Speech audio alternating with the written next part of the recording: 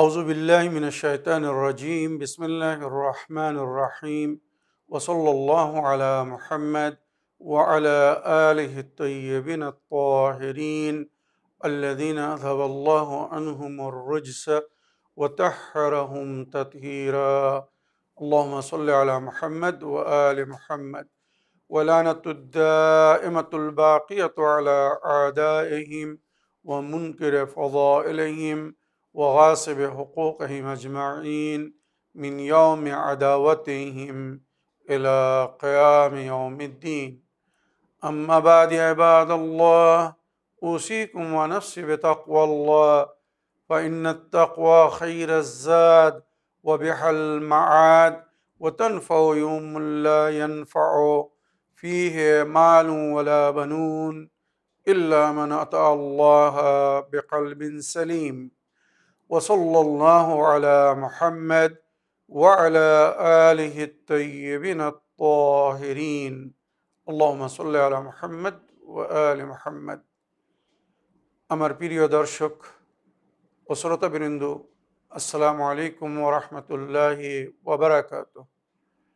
আপনাদের সকলকে আন্তরিক সালাম ও শুভেচ্ছা জানিয়ে আজকের অনুষ্ঠান ইসলাম ইন বাংলায় আপনাদেরকে স্বাগতম জানাই। আশা করি আপনারা যে যেখানে আছেন ভালো আছেন, কুশল ও মঙ্গলে আছেন, সুখে থাকুন, শান্তিতে থাকুন, সমস্ত প্রকারের দুঃখ কষ্ট থেকে মুক্তিতে থাকুন। আল্লাহ রব্বুল আলামিনের কাছে এই কামনা করি। যারা অসুস্থ আল্লাহ তাদেরকে সুস্থতা দান করুন, যারা ঋণে ভুগছে আল্লাহ তাদেরকে ঋণ মুক্তি করুন। ওইরূপ যাদের জীবনে কোনো প্রকারের অভাব বা অশান্তি আছে আল্লাহ রব্বুল আলামিন তাদের সকলের জীবনে সুখ শান্তি দান করুন ও সকলের মনোকামনা আশাকে পূরণ করুন। যে সমস্ত মাতা পিতারা নিজের কন্যা বা পুত্রের বিবাহ নিয়ে চিন্তিত আল্লাহ রব্বুল আলামিন ওনাদের কন্যা বা পুত্রের জন্যে সুপাত্র দান করুন। আমার যে সমস্ত বোনেরা ভাবিরা বা বাড়ির বউরা সন্তানের শান্তি থেকে বঞ্চিত আল্লাহ রব্বুল আলামিন ওনাদের কোল ভরে দিন, অর্থাৎ ওনাদের সংসারে সুসন্তান দান করুন।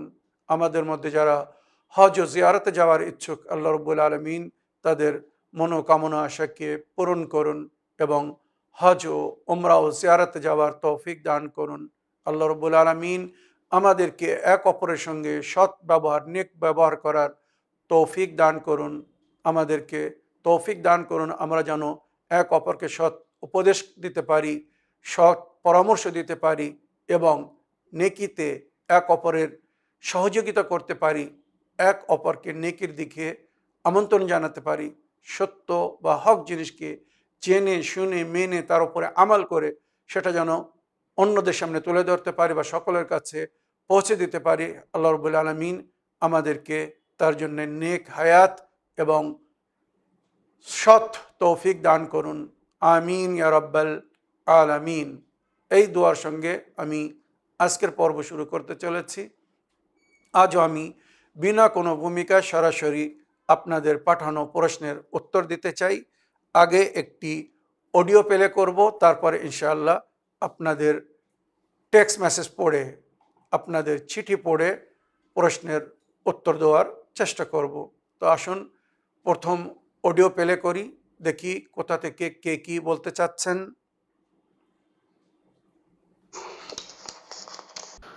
বিসমিল্লাহির রহমানির রহিম। সালামুন আলাইকুম প্রিয় কেবলা জনাবে মাওলানা সাবের রেজা সাহেব। মহান সৃষ্টিকর্তার নিকট আপনার সর্বাঙ্গীন মঙ্গল কামনা করি। আলহামদুলিল্লাহ, আপনারা ভালো থাকুন। পর বক্তব্য আমি মোহাম্মদ আব্দুর রশিদ, বয়স 60 বছর, নারায়ণগঞ্জ, বাংলাদেশ থেকে বলছি। প্রিয় কেবলা, 2007 সালে মোহাম্মদ তারেক আজিজ নামে আমার এক ভাইয়ের কাছ থেকে আহলে বাইত আলাইহিস সালামের এই সত্যপথের সন্ধান পাই।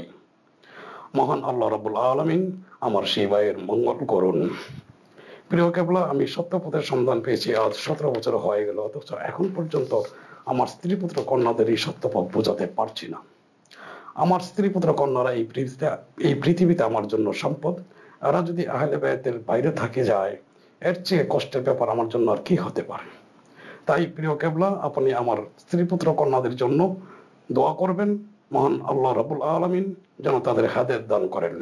এর মূলে রয়েছে 1979 সালের ইরানের ঐতিহাসিক ইসলামী বিপ্লব। হযরত ইমাম আয়াতুল্লাহ রুহুল্লাহ মুসাবি হুমেনি রহমতুল্লাহের নেতৃত্বে 1979 সালে ইরানে যে ইসলামী বিপ্লব সংগঠিত হয়েছিল তার ঢেউ বাংলাদেশে এসে লাগে। শুধু বাংলাদেশে নয়, তখন ইরানের ইসলামী বিপ্লবের ঢেউয়ের সাথে ইসলামের সঠিক দর্শন ও আহলে বায়াতের সৌন্দর্য সমগ্র পৃথিবীতে আশ্রে পড়ে।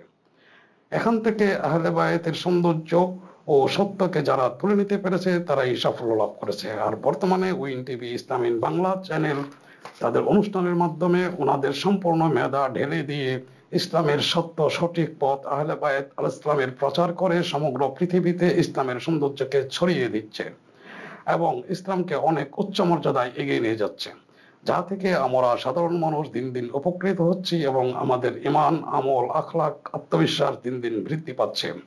তাই প্রিয় কেবলা, আপনিও আপনার সহকর্মী এক কথায় win TV Islam in Bangla চ্যানেলের যত কর্মকর্তা কর্মী ভাইরা আছেন ওনাদের সবাইকে আমার অন্তরের অন্তঃস্থল থেকে আন্তরিক মোবারকবাদ জানাই এবং মহান সৃষ্টিকর্তার নিকট আপনাদের সকলের জন্য মঙ্গল কামনা করি। আলহামদুলিল্লাহ, আপনারা সবাই ভালো থাকুন। প্রিয় কেবলা, আমার আমলে ঘাটতি থাকতে পারে, কিন্তু নবী পরিবার আহলে বায়াত আলাইহিস সালামকে বোঝার ব্যাপারে কোনো ঘাটতি নেই ইনশাআল্লাহ।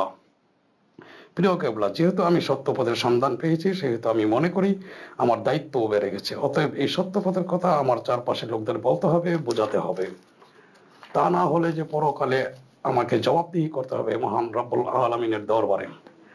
অবশ্য আমার চারপাশের লোকদের সাথে আহলে বায়াত আলাইহিস সালামের আলোচনা, দাওয়াতি কাজ চলছে। আপনার অনুষ্ঠান শুনে শুনে তাদের প্রশ্নের জবাব দেই। যেহেতু আমি কোনো বড় আলেম নই, সেহেতু দাওয়াতি কাজের জন্য আমি একটি সংক্ষিপ্ত পথ বেছে নিয়েছি এবং মনস্থির করেছি যে 12 ইমাম 14 মাসুমিন আলাইহিস সালামের নাম কাগজে লিখে আমার চারপাশের লোকদের একটি করে কপি দিব এবং বলবো, এই হলো নবী ও নবীর পরিবার আহলে বায়াত আলাইহিস সালাম এবং 12 ইমাম 14 মাসুম আলাইহিস সালাম। এই 12 ইমাম 14 মাসুম আলাইহিস সালামকে তালাশ করো, ওনাদের মান্য করো, ওনারা যা বলে গেছে তা খুঁজে বের করো ও পালন করো, তাহলে পরকালে নাজাত পাওয়ার আশা করতে পারবে। আল্লাহর প্রদত্ত কোরআন ও নবীর পরিবার আহলে বায়াত আলাইহিস সালাম, এই হলো পরিপূর্ণ ইসলাম। এর বাইরে কোনো ইসলাম নেই, থাকতে পারে না। অতএব আমি আশা করি তোমরা এই সত্য পথে আসবে। এইভাবে কি আমার দাওয়াতি দায়িত্ব পালন হবে, জানালে খুশি হব। প্রিয় কেবলা, আবারও মহান সৃষ্টিকর্তার নিকট আপনাদের সকলের জন্য মঙ্গল কামনা করি। সালামুন আলাইকুম। ওয়ালাইকুম আসসালাম রহমতুল্লাহি ওয়াবারাকাতুহ। আমার প্রাণপ্রিয় বড় ভাইজান জনাব আব্দুর রশিদ সাহেব, আপনার ভয়েসমেল বা অডিও রেকর্ডিং পেয়ে আমি যে কত শান্তি পেলাম, কত খুশি হলাম, হয়তো আমি ভাষায় প্রকাশ করতে পারছি না। আল্লাহ রাব্বুল আলামিন আপনাকে দীর্ঘজীবী করুন, নেক হায়াত দান করুন, আর আপনার পরিবারকে হেদায়েত দান করুন। লা তাকনুতু মিন রাহমাতিল্লাহ, আল্লাহর রহমত থেকে নিরাশ হবেন না। ইয়া আইয়ুহাল্লাযীনা আমানু কু আনফুসাকুম ওয়া আহলিকুম নারা, হে বিশ্বাসীগণ, তোমরা নিজেকে এবং নিজের পরিবারকে জাহান্নামের আগুন থেকে বাঁচাও। তো আপনি যতটা শিক্ষা লাভ করছেন, আমাদের অনুষ্ঠান দেখছেন, নিজেও বিভিন্ন বই পড়ে সুন্দর শিক্ষা লাভ করে সেগুলো আবার অন্যদের সামনে তুলে ধরার চেষ্টা করছেন, আল্লাহ রাব্বুল আলামিন আপনার চেষ্টা ও প্রচেষ্টাকে কবুল করুন। অবশ্যই, অতি অবশ্যই ইহকাল ও পরকালে এর সুন্দর পরিফল এবং আজর সওয়াব পাবেন। আপনি নিরাশ হবেন না। আপনি আমাদের কাছে প্রশ্ন রাখুন। আপনি যখন প্র্যাকটিক্যাল ময়দানে নেমে ফেস করছেন, সাধারণ পাবলিক বা উম্মাতে মুসলিমার সঙ্গে যখন কথা বলছেন, হয়তো বিভিন্ন প্রকারের প্রশ্ন আপনার সামনে আসবে বা তারা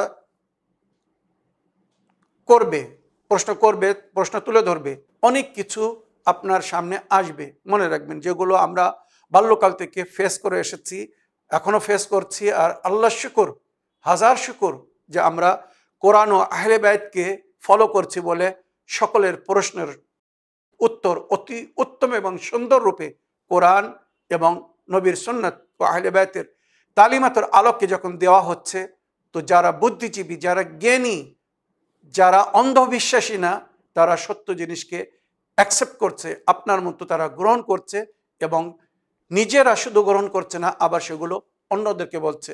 আর যদি বাইরে নাও বলতে পারে, তো কমস কম যেটা কোরআনের আয়াতে উল্লেখ হয়েছে, নিজের পরিবারকে বলুন, তাদেরকে জাহান্নামের আগুন থেকে বাঁচান। তো বাইরে যদি প্রশ্ন হয়, সেগুলো নোট করুন, আমাদের কাছে জিজ্ঞাসা করুন, ভয়েসমেল করে হোক, লিখে হোক।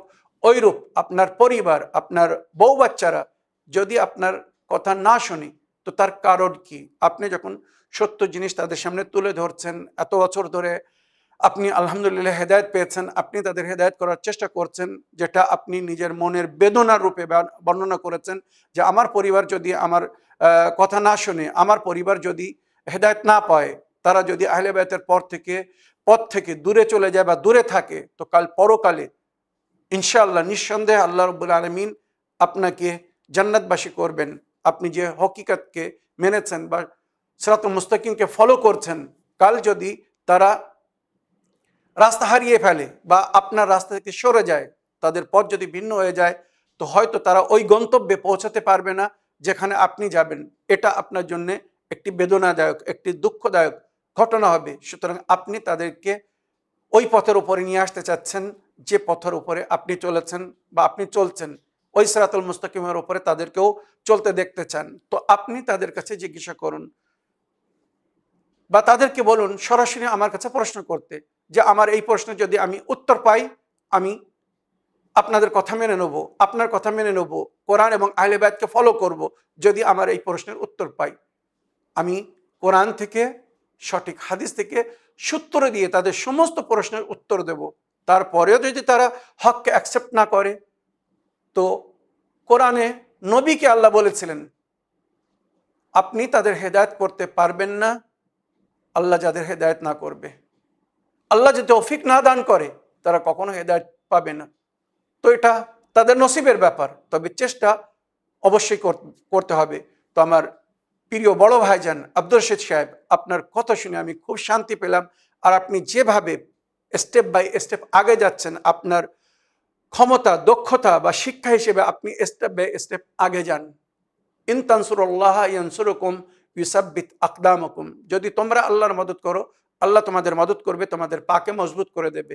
আল্লাহর মদদ আমরা কিভাবে করব? আল্লাহর আহকাম, আল্লাহর হুকুমকে সঠিকভাবে স্থাপন করার জন্য যদি আমরা আগে বাড়ি, তো আল্লাহ আমাদের মদদ করবেন।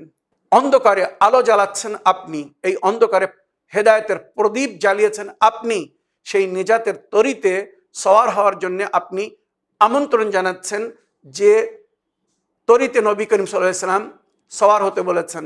ইন্না মাসালু আহলু বাইতি কামাসালি সাফিনাতে নূহ মান রাকাবাহা নাজা ওয়া মান তাখাল্লাফা আনহা ফাগারিকা ওয়া হাওয়া। আমার আহলে বাইতের উদাহরণ নূহ নবীর তরির মতো, যে এই তরিতে সওয়ার হয়েছে সেই নেজাত পেয়েছে, আর যে এই তরি থেকে আলাদা হয়েছে বা তরিকে ছেড়ে দিয়েছে, সে নূহ নবীর ছেলে যেমন ডুবে গিয়েছিল, শেষ হয়ে গিয়েছিল, সেও শেষ হয়ে যাবে, ডুবে যাবে। আল কোরআন মা আহলে বাইতি ওয়া আহলে বাইতি মা আল কোরআন। কোরআন আহলে বাইতের সঙ্গে, আহলে বাইত কোরআনের সঙ্গে। ওয়ালাই ইফতারিকা হাত্তা ইয়ারিদা আলাইহি আল হাউজ। আর কোরআন এবং আহলে বাইত এক অপর থেকে জুদা হবে না, আলাদা হবে না, ভিন্ন হবে না। মান ইস্তামসাকা বিহিমা ফাকাত ইস্তামসাকা বিল উরওয়াতুল উসকা ওয়া হাবলুল্লাহিল মতিন। যে কোরআন এবং আহলে বাইতকে ধরেছে, সে উরওয়াতুল উসকাকে ধরেছে। আয়াতুল কুরসিতে যেটা আমরা পড়ি, তুলে দেখুন সূরা বাকারা আয়াত নম্বর 256, আমাদেরকে উরওয়াতুল উসকা ধরতে বলা হয়েছে। যে উরওয়াতুল উসকা ধরে মানুষ পুলে সিরাত পার করবে। পুলে সিরাত চুলের চেয়ে তো সরু, আগুনের চেয়ে তো গরম, তলোয়ার চেয়ে তো ধারী হবে। কি করে ওই পুলে সিরাত পার করবেন? বিনা ধরাটে, বিনা সাহারায়। ওই সাহারার নাম হচ্ছে উরওয়াতুল উসকা। আর নবী বলছেন, যে কোরআন এবং আহলে বাইতকে ধরেছে, সে উরওয়াতুল উসকাকে ধরেছে। ওয়াস্তামসাক বিহাবলিল্লাহিল মতিন। আর আল্লাহ সেই রশ্মিকে ধরেছে, যে রশ্মিকে ধরে সবাইকে ঐক্যবদ্ধ হয়ে কাজ করার জন্য কোরআন বলছে, ওয়া আতাসিমু বিহাবলিল্লাহি জামিয়া ওয়ালা তাফাররাকু। তোমরা সকলে মিলে আল্লাহর রশ্মিকে মজবুত করে ধরো, নিজেদের মধ্যে মতভেদ করো না। আশা করি যেমন আপনি হেদায়েত পেয়েছেন, তারাও হেদায়েত পাবে, সঠিক জিনিসকে বুঝবে। এটাই আমাদের চেষ্টা, এটাই আমাদের কোশিশ।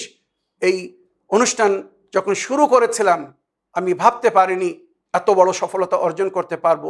আজ আল্লাহর হাজার শুকর, শত শত না, হাজার হাজার না, লক্ষ লক্ষ লোক আমাদের এই অনুষ্ঠান দেখে লাভবান হচ্ছেন এবং সঠিক জিনিসকে জেনে মেনে ফলো করে তার উপরে আমাল করার চেষ্টা করছেন। তো আমার প্রিয় বড় ভাইজান আব্দুর রশিদ সাহেব, আপনার চিঠি লেখার জন্য আরও একবার আপনাকে ধন্যবাদ জানাই এবং আল্লাহর কাছে দোয়া করব আল্লাহ রাব্বুল আলামিন আপনার পরিবারকে নেক হায়াত ও হেদায়েত দান করুন এবং যেমন আপনি তাদের জন্য মঙ্গল কামনা করছেন চাচ্ছেন, আল্লাহ যেন তাদেরকে তৌফিক দান করে আপনার মতো হেদায়েত গ্রহণ করে সঠিক জিনিসকে জেনে শুনে মেনে তার উপরে যেন তারা আমাল করে। আল্লাহ সকলকে হেদায়েত দান করুন। আমার প্রিয় বড় ভাইজান, আপনাকে ধন্যবাদ জানাই। দোয়াতে আপনি থাকবেন, আমাদেরকেও দোয়াতে স্মরণে রাখবেন। আসুন এবার আগের চিঠি পড়ি এবং আপনাদের প্রশ্নের উত্তর দেওয়ার চেষ্টা করি। সালামুন আলাইকুম মাওলানা সাহেব, মৌজাতাইন কাকে বলে আর এর কি লাভ একটু বলবেন? অনেক মাওলানা বা আলেমরা কিছু হলে আয়াতুল কুরসি এবং মৌজাতাইন পড়তে বলেন। আমি নূর মোহাম্মদ আলী বাংলাদেশ থেকে বলছি। ওয়ালাইকুম আসসালাম রহমতুল্লাহি ওয়া বারাকাতুহু। আমার প্রিয় ভাই নূর মোহাম্মদ আলী সাহেব, আপনার চিঠি লেখার জন্য আপনাকে অসংখ্য ধন্যবাদ। আপনি জানতে চেয়েছেন মৌজাতাইন কাকে বলে। আপনারা যখন কোনো আলিম মৌলবী মাওলানার কাছে যান কোনো সমস্যা নিয়ে অসুবিধা হলে, তো ওনারা হয়তো বলেন আপনি আয়াতুল কুরসি পড়ুন, মৌজাতাইন পড়ুন। এই মৌজাতাইন কি? মৌজাতাইন কোরআনের 2 সূরাকে বলা হয়, কুল আউযু বিরাব্বিন নাস আর কুল আউযু বিরাব্বিল ফালাক। সূরা ফালাক এবং সূরা নাস, এই দুটো সূরা নবী করিম সাল্লাল্লাহু আলাইহি ওয়াসাল্লামকে দেওয়া হয়েছিল তাবিজের রূপে। তাবিজ যেটা আমরা বিভিন্ন প্রকারের বালা মুসিবত থেকে রক্ষার জন্য পরিধান করে থাকি, পরি বা নিজেদের কাছে রাখি। তো মনে রাখবেন এই দুটো সূরা হচ্ছে তাবিজ, এই জন্য একে মৌজাতাইন বলা হয়। আরবিতে আউজা, আউজা মানে যেটাকে আমরা উর্দু বা বাংলায় তাবিজ বলে থাকি, আউজা। তো এই 2 সূরা মিলে হয়েছে মৌজাতাইন, মানে দুটো তাবিজ। বিপদের সময় কারোর ওপরে যদি কুনজর লাগে, কেউ যদি কারোর উপরে জাদু টোনা টোটকা কিছু করে, তো সঙ্গে সঙ্গে এই 2টি সূরা পড়ে নিজের উপরে দম করে নেবেন, জাদু টোনা টোটকা সব কেটে যাবে, নজরে বদ কেটে যাবে। আমি সূরা পড়ে শোনাচ্ছি, এর তর্জমাও বলে দিচ্ছি, তাহলে আপনারা বুঝতে পারবেন যে কেন আমি এই সূরাকে তাবিজ বললাম বা এই সূরাকে কেন তাবিজ বলা হয়। মনে রাখবেন নবী করিম সাল্লাল্লাহু আলাইহি ওয়াসাল্লামকে এই দুটো সূরা দেওয়া হয়েছিল তাবিজের রূপে, হেফাজতের জন্য। বিসমিল্লাহির রহমানির রহিম, সূরা ফালাক। কুল আউযু বিরাব্বিল ফালাক, আমার নবী আপনি বলুন আউযু বিরাব্বিল ফালাক, আমি আশ্রয় চাই সেই প্রতিপালকের কাছে যে রাতের পরে দিন নিয়ে আসে। ফালাক মানে রাত কেটে দিন হওয়াকে বলে, সকালের ভোর হওয়াকে, ফর্সা হওয়াকে, রাতের অন্ধকার ছেটে যাওয়া আর তারপরে দিনের প্রভাব প্রকাশ হওয়া, এটাকে বলা হয় ফালাক। কুল আউযু বিরাব্বিল ফালাক, আমি ওই প্রতিপালকের কাছে আশ্রয় চাই যে রাতের অন্ধকারকে ছেটে দিনের আলোয় আলোকিত করে। মিন শাররি মা খালাক, আর তার সমস্ত মখলুকের, আল্লাহর সমস্ত সৃষ্টি খালকে খোদা, তাদের আঘাত থেকে আমি মুক্তি চাই, তাদের শার থেকে আমি আশ্রয় চাই। মিন শাররি গাসিকিন ইযা ওয়াকাব, রাতের অন্ধকারে যারা আঘাত করতে চায়, ক্ষতি করতে চায়। আপনারা জানেন অনেক অদৃশ্য মখলুকাত আছে যাদেরকে আমরা দেখতে পাই না। এরা দিনের বেলা আক্রমণ কম করে, রাত হলে আক্রমণ বেশি করে, রাতের অন্ধকারের সুযোগ ধরে। যেমন জিন আছে বা খান্নাস আছে, নাসনাস আছে, আরও হামজাদ আছে। এরা মানে রাতের অন্ধকারে অ্যাটাক করে, হামলা করে। তো মিন শাররি গাসিকিন ইযা ওয়াকাব, রাতের অন্ধকারে যে মখলুকাতরা হামলা করে, আক্রমণ করে, এদের আঘাত থেকে বাঁচার জন্য আল্লাহর কাছে আমি আশ্রয় চাই। মিন শাররি নাফাসাতি ফিল উকাদ, ওই সমস্ত নারীদের, জাদুগারনি বা বুড়িদের আঘাত থেকে বাঁচতে চাই যারা জাদুটোনা করে। মানে আপনারা জানেন জাদুটোনার জন্য একটা নিয়ম আছে, মানে সুতোয় কিছু পড়ে গেরো দেওয়া হয়। মানে আপনারা জানেন অনেক কিছু আছে যেগুলো জানাবে সুলাইমান নবীর যুগে অনেক বৃদ্ধি পেয়েছিল। কোরআনে হারুত ও মারুতের জিকির হয়েছে, যারা ওই জাদু টোনা টোটকা কিভাবে কাটতে হবে সে শিক্ষা দিয়েছিলেন। মুসা নবীর যুগেও বিখ্যাত ছিল।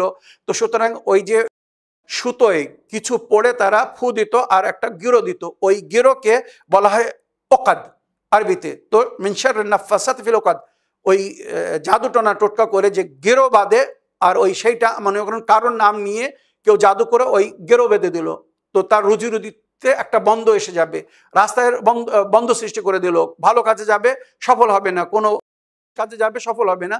এইগুলো কিন্তু সব কোরআনের মধ্যে জিকির হয়েছে। অনেকে বলে এ সমস্ত মৌলবী তৈরি করা কথা, এ সমস্ত বাস্তব না। তারা কোরআন জানে না, কোরআন মানে না, কোরআন পড়ে না। কোরআনের মধ্যে জাদু, টোনা, টোটকা, নজরে বাদ সব জিকির হয়েছে। সূরা নুন ওয়াল কালামের শেষ দুটি আয়াত নবীকে কেন পড়তে বলা হয়েছিল তাদের কাছে জিজ্ঞাসা করে দেখুন। ওয়াই ইয়াকাদুল্লাযিনা, এই আয়াত নবীকে খারাপ নজরে দেখতো, কুনজর লাগাতো মুশরিকিনরা, কাফেররা, শত্রুরা। তাই ওই আয়াত দেওয়া হয়েছিল হেফাজতের জন্য। যাক, তো মিন শাররিন নাফাসাতি ফিল উকাদ, তাদের শার থেকে, তাদের আঘাত বা আক্রমণ থেকে, যারা সুতোয় ফু দিয়ে গেরো বেঁধে কাউকে ক্ষতি করতে চায়, মাঝখানে যেগুলো পড়ে তারা। ওয়া মিন শাররি হাসিদিন ইযা হাসাদ, ওইরূপ হিংসুক মানে যারা হাসাদ করে, জালিসি যাদের মধ্যে আছে, হাসাদ করে মনে করুন সামনেওয়ালার উপরে কুনজর রাখে বা খারাপ করার জন্যে বিভিন্ন প্রকারের মানে পরিকল্পনা বা সাজিশ করে। তো এদের থেকে হাসিদ বা হিংসুক ব্যক্তির হিংসা থেকে আল্লাহ আমার রক্ষা করুন। তো এইভাবে নবী করিম সাল্লাল্লাহু আলাইহি ওয়াসাল্লামকে এই সূরা দেওয়া হয়েছিল। মনে রাখবেন, যে সমস্ত সৃষ্টি বা মখলুকাতকে আমরা দেখতে পাই না, তাদের আঘাত থেকে, জাদু, টোনা, টোটকা বা হিংসুক হাসিদদের হাসাদ থেকে রক্ষা পাওয়ার জন্য। আর সূরা নাস, বিসমিল্লাহির রহমানির রহিম, কুল আউযু বিরাব্বিন নাস, আমার নবী বলুন আমি আশ্রয় চাই সেই প্রতিপালকের কাছে, সেই আল্লাহর কাছে, যে সমস্ত মানুষের প্রতিপালক, সমস্ত মানুষের রব। মালিকিন নাস, সমস্ত মানুষের মালিক সে। ইলাহিন নাস, সমস্ত মানুষের প্রভু, এলাহ, মাবুদ।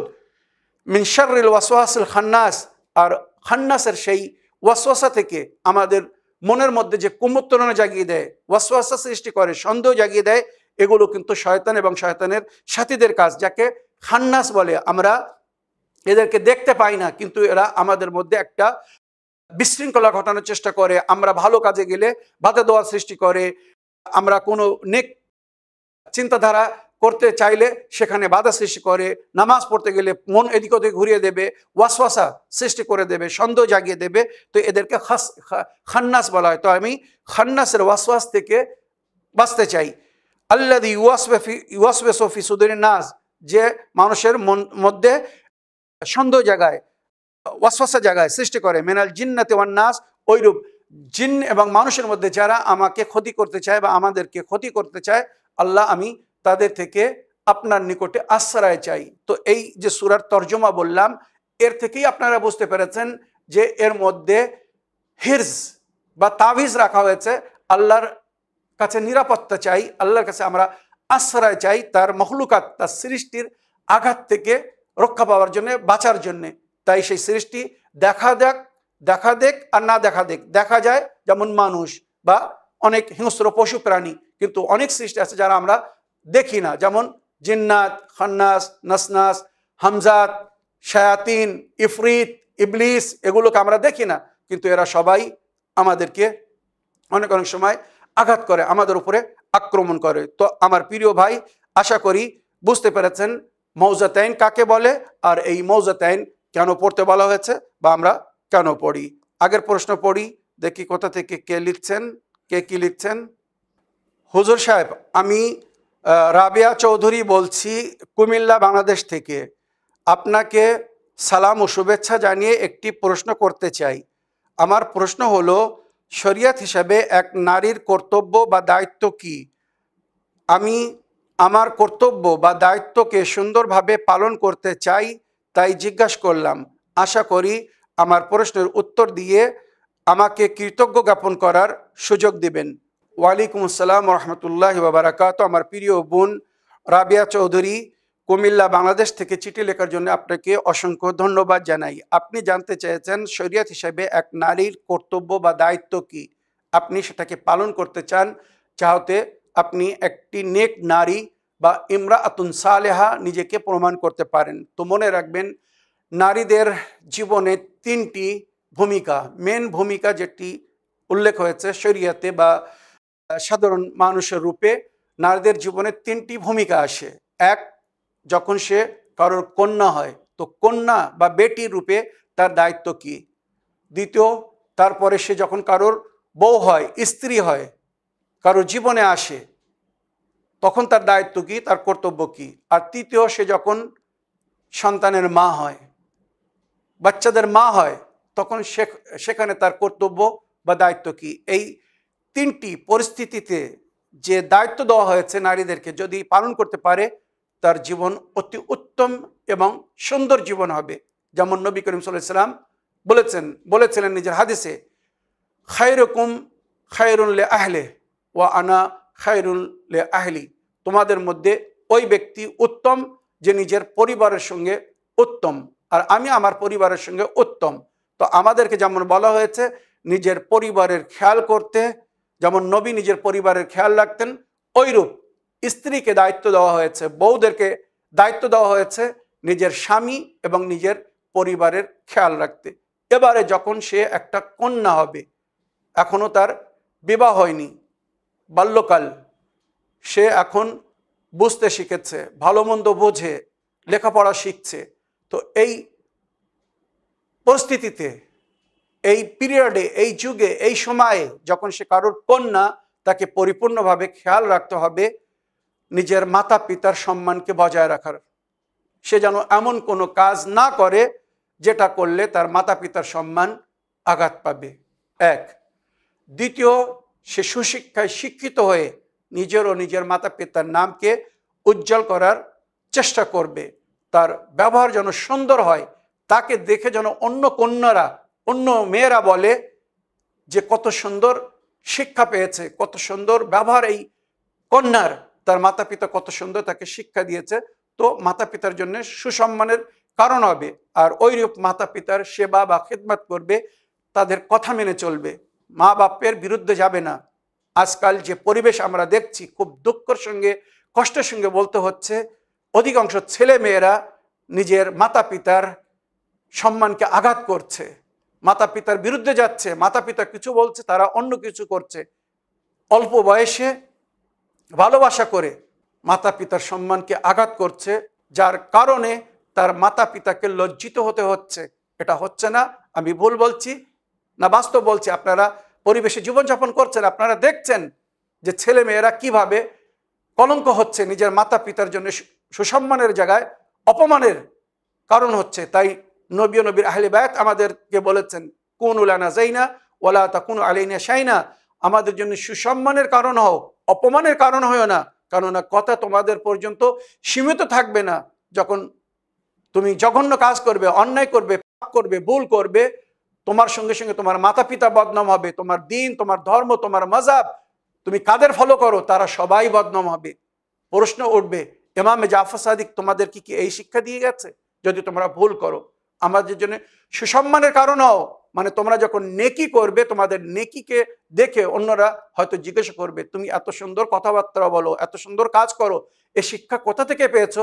যখন তুমি বলবে আমি এটা ইমামে জাফর সাদিক আলাইহিস সালামের থেকে শিক্ষা লাভ করেছি, তখন সবাই আমাদের প্রশংসা করবে। কত সুন্দর শিক্ষা দিয়ে গেছেন ইমামে জাফর সাদিক আলাইহিস সালাম, কত সুন্দর শিক্ষা দিয়ে গেছেন আহলে বাইত। বা ওইরূপ আপনার মাতা পিতার সম্মান উচ্চ হবে, কত সুন্দর এর মাতা পিতা কত সুন্দর শিক্ষা দিয়েছে। তো কন্যার রূপে দায়িত্ব হচ্ছে নিজের বা নিজের মাতা পিতার সম্মানকে বজায় রাখার। দ্বিতীয়, যখন তার বিয়ে হয়ে যাবে, এবারে যখন সে স্বামীর অধীনে যাবে, তো স্বামীর খেদমত করবে, স্বামীর কথা মতো চলবে, স্বামীর রাজি খুশির খেয়াল করবে, স্বামীর খেদমত করবে, স্বামীর হুকুম ছাড়া ঘরের বাইরে যাবে না, যেগুলো স্বামীর অধিকার সেগুলোকে পালন করবে।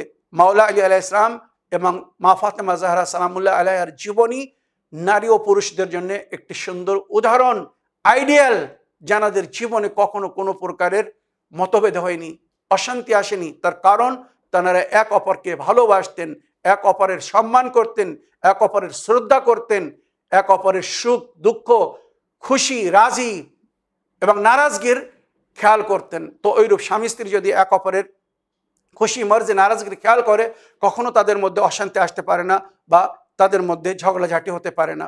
তো স্ত্রীর দ্বিতীয় স্টেপ বা দ্বিতীয় পিরিয়ড শুরু হয় তার বিয়ের পরে, তার স্বামী বা তার পরিবারের সঙ্গে। তো সেখানে একটা সুন্দর পরিবেশ তৈরি করতে হবে, স্বামীর খেদমত করতে হবে, খেয়াল করতে হবে, হ্যাঁ, স্বামীর সমস্ত কথা মেনে চলতে হবে, যতক্ষণ সে আল্লাহ রসুলের বিরুদ্ধে, আহলে বাইতের বিরুদ্ধে যাওয়ার আদেশ না করছে। খোদা ও রসুলের কথাকে যদি অমান্য করতে বলে, সেক্ষেত্রে স্বামীর কথা মানা ফরজ না।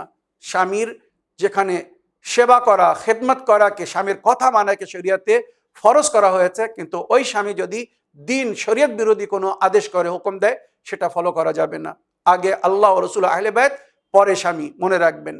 তো স্বামীর সেবা করবেন, স্বামীর খেয়াল রাখবেন, তার জন্যে রান্না বাড়া করা বা প্রয়োজনকে পুরো করা একটা সার অংশ বা রূপে বলছি, পরিবারের খেয়াল রাখা, যদি এগুলো করেন তো মনে রাখবেন আপনি একটি সুন্দর স্ত্রী বা সুন্দর নারী হওয়ার প্রমাণ দিবেন। আর তৃতীয় স্টেপে হচ্ছে সন্তানের লালন পালন। যখন বাচ্চার মা হয়ে যাবেন, তখন বাচ্চাদেরকে সুন্দরভাবে লালন পালন করতে হবে, সুন্দরভাবে শিক্ষা দিতে হবে। যেটা শরিয়াতে বা মানবতার ক্ষেত্রে বলা হয়েছে যে সন্তানের প্রথম স্কুল বা শিক্ষার আসর হচ্ছে তার মার কোল। ওখান থেকেই তার তরবিয়ত বা তার শিক্ষা শুরু হয়। ওই জন্যে মাকে শিক্ষিত হতে হবে, সিভিলাইজড হতে হবে, তরবিয়ত ইয়াফতা হতে হবে। মা যদি নিজে শিক্ষিত না হয়, নিজে সিভিলাইজড না হয়, তরবিয়ত ইয়াফতা না হয়, নিজের বাচ্চাদেরকে কখনো সুশিক্ষা দিতে পারবে না, সুন্দর তরবিয়ত দিতে পারবে না। কেননা মায়ের কোল থেকেই বাচ্চার শিক্ষা শুরু হয়। তো মনে রাখবেন, নিজের বাচ্চাদেরকে সঠিক তরবিয়ত দিতে হবে। বাচ্চাদের মধ্যে ভাব করলে হবে না। একজনকে বেশি ভালোবাসছেন, একজনকে কম ভালোবাসছেন, একজনকে বেশি পানাহার দিচ্ছেন, একজনকে কম দিচ্ছেন, একজনকে ভালো দিচ্ছেন, একজনকে মন্দ দিচ্ছেন না। এটা করলে বাচ্চাদের মধ্যে ঘৃণা সৃষ্টি হবে। বা বাচ্চারা যারা আপনি যাদেরকে বেশি দিচ্ছেন তারা হয়তো খুশি হবে, যাকে কম দিচ্ছেন তার মনে একটা ক্রোধ সৃষ্টি হবে, একটা ঘৃণা, একটা রাগ সৃষ্টি হবে।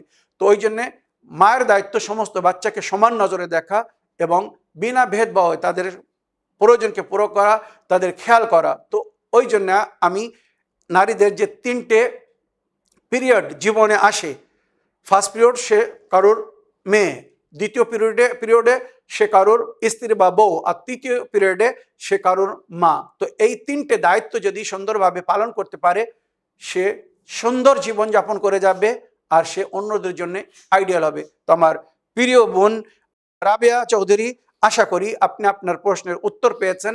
এর মাঝখানে এবারে আপনাকে নিজের প্রতিপালকের হুকুমকে পালন করতে হবে, ইবাদত করতে হবে। তো আশা করি যদি এগুলো সুন্দরভাবে কেউ মেনটেন করতে পারে আমার প্রিয় বোন, তো আপনি সুন্দর জীবনযাপন করবেন এবং আপনার এই জীবন আপনার পরিবারের বা আশেপাশের অন্যদের জন্য হয়তো আইডিয়াল হবে। আশা করি আপনি আপনার কর্তব্য বা আপনি আপনার দায়িত্ব বুঝতে পেরেছেন। সঠিক ইসলামিক সংবিধানকে জানুন এবং অন্যদেরকে জানান। এই বলে আমার আজকের বক্তব্য এখানে শেষ করলাম। ওয়া আখিরু দাওয়ানা আলহামদুলিল্লাহি রাব্বিল আলামিন। ওয়াসসালামু আলাইকুম ওয়া রাহমাতুল্লাহি ওয়া বারাকাতুহু।